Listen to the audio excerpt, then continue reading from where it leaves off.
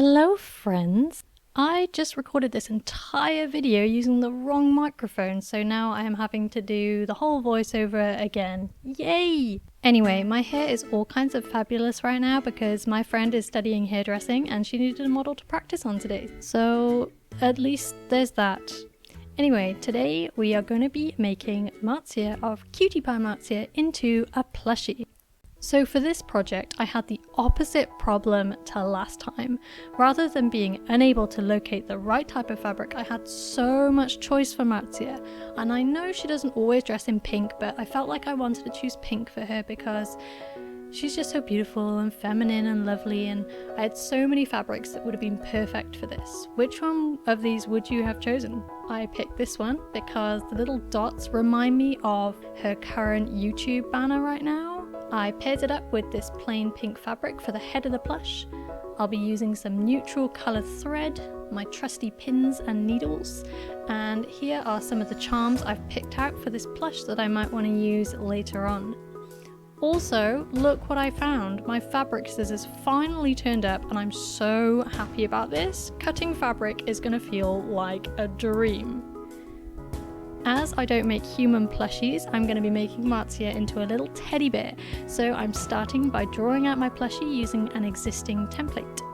Then I double it up, ready for sewing, snip down the sides. Look at that smooth cutting. Isn't that just delicious? Beautiful. Once I've pinned that all into place, I do exactly the same for the body. As always, I double check I'm happy with the proportions before I begin sewing, and I won't make you watch any of the sewing because that's really boring. So when I've backstitched all the way around the body, I cut around my stitching, and I then repeat the process with the head. Now I'm turning both parts back outside in so that I'm left with a flat plush. And now it's time to stuff them. So I'm using the end of my graphite pencil to push the stuffing right down into the tips of the feet. A quick sip of tea, and then it's time to sew the two parts together. Now, one of Marzia's loves is of course her dogs, so I've decided to make a little Maya to keep Marzia plush company. So I'm tracing a little pug-like shape onto this fabric. And once I'm happy with it, I double it up, sew it, snip it, and stuff it, just like with the other plush. And then I just sew along the gap at the bottom, and it looks like a cat. Why does everything I make look like a cat? So little Maya only has one eye, and in Marzia's outro she wears the most adorable little eye patch, so I'm going to be making an eye patch out of this button and a permanent pen.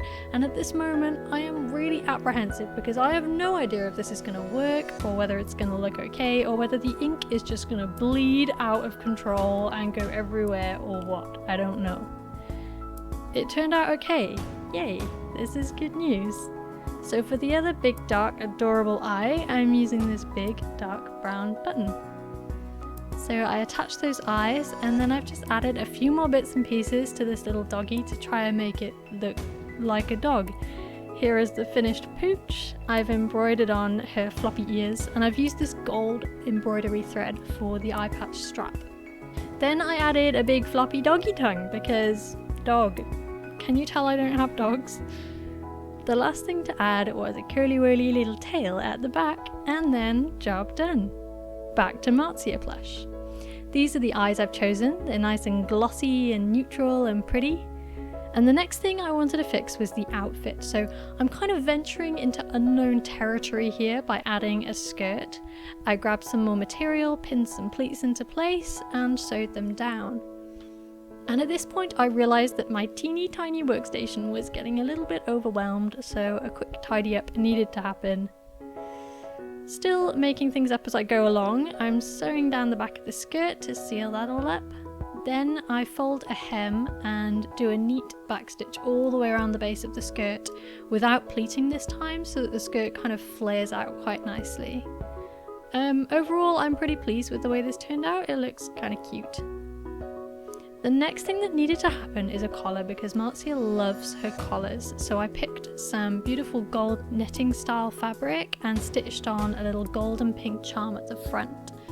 After that I added a little bronze daisy to the hand because it's her favourite flower. I don't think it's actually a daisy, but you know, anything can be anything, remember? First rule of plushie making, so today it is a daisy.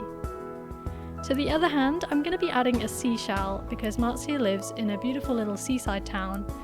And to the shell, I'm also attaching a lead for Maya so the two plushes never get separated.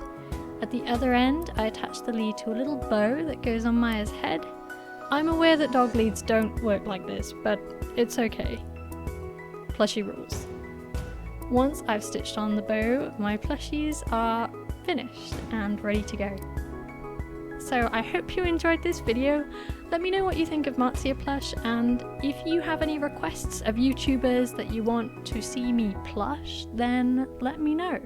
Okay, bye.